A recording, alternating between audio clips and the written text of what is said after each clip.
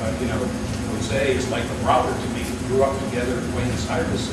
He's family, and this is the worst of that. So a year from now, they'll come back, and they may have a fight. And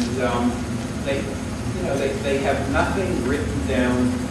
All they did was go into business, and they may be 50-50, which it really makes it worse.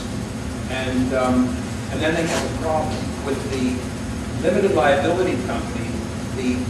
There's no bylaws, but every limited liability company, whether you're a one-person LLC or whether you're a 2- or 3-person LLC, has an operating agreement. And the operating agreement, really defines what happens as you don't have. By the way, in a limited liability company, the owners are members. So this is good cocktail party conversation. The owners are members, as opposed to a corporation where the owners are the shareholders. You have members. The certificate is a membership interest as opposed to a share of stock. And in the operating agreement, it normally has all of the things that a shareholders agreement and bylaws would have in a corporation. It's kind of a hybrid.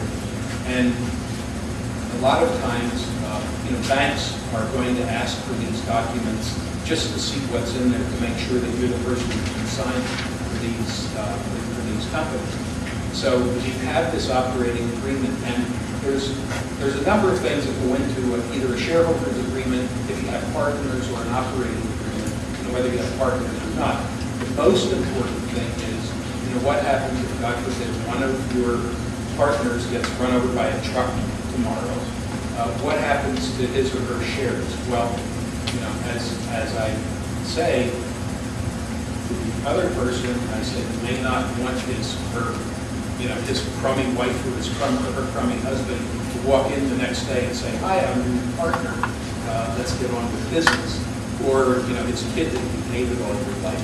So what these agreements do is it defines what your rights are. Usually you have it turns into a right of first refusal to buy the shares of the deceased or the disabled or the partner that's leaving. Because, a lot of times, and I've seen this happen, that you go into business with somebody, you have shares, and then one day your partner comes to you and says, you're really doing a good job, but I'm out of it.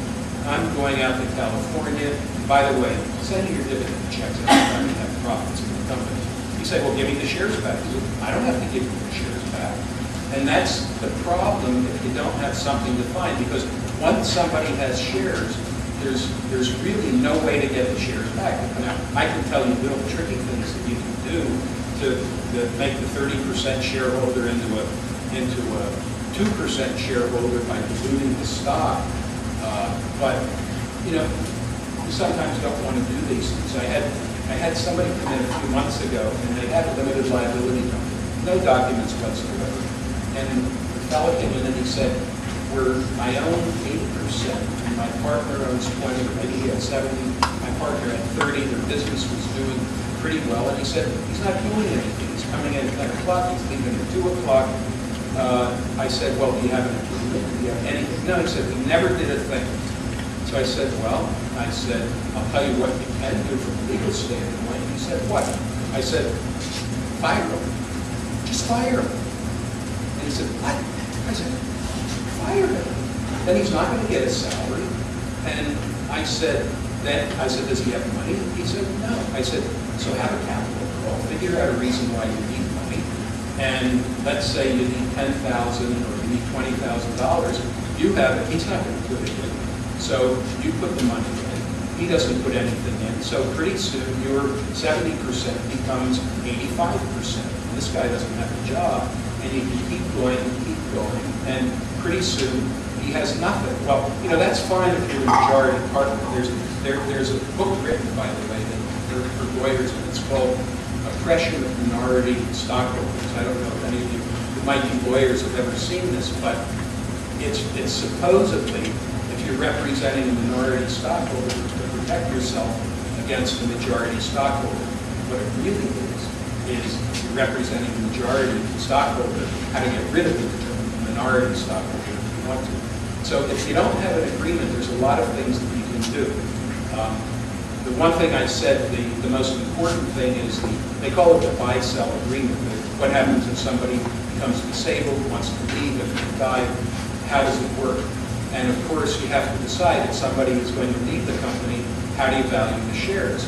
Now, you can value the shares in any number of ways. I mean, any accountant will tell you that they can come up with 10 different ways of valuing shares in the company. And it's very, very difficult. It's one of the hardest things to do. We have a way of doing it in the agreement where two accountants get together, choose a third accountant, which gets pretty expensive in the first place. But you have a method for valuing.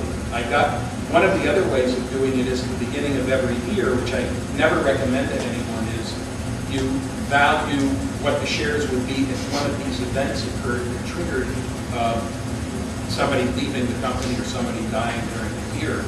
And you say, well, in January, you say, if anything happens during the year, every share is worth $1,000 or $100 or $50,000 or whatever it is.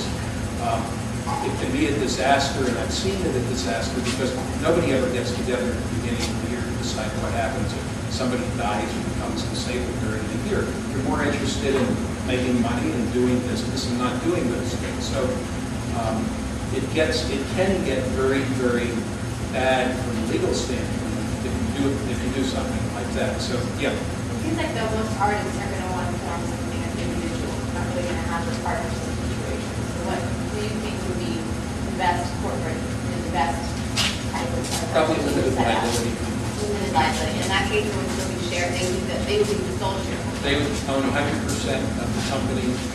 They don't have to worry about partners. They don't have to worry about all of these things that we're talking about. So that when they go into contractual and they don't get into obligations, then they would be dealing just like a corporation, except it would be a limited liability company that would be dealing with the company. So now, let's get into, yeah. They're actually the equivalent of 501c3 or Let's talk about nonprofits for a second. Does everybody here know the difference between a for-profit and I don't mean a not-for-profit because we happen to lose money this year.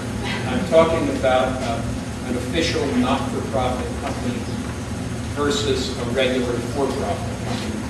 Does everybody know the difference, and does everyone know what is commonly called a 501c3 company? All right.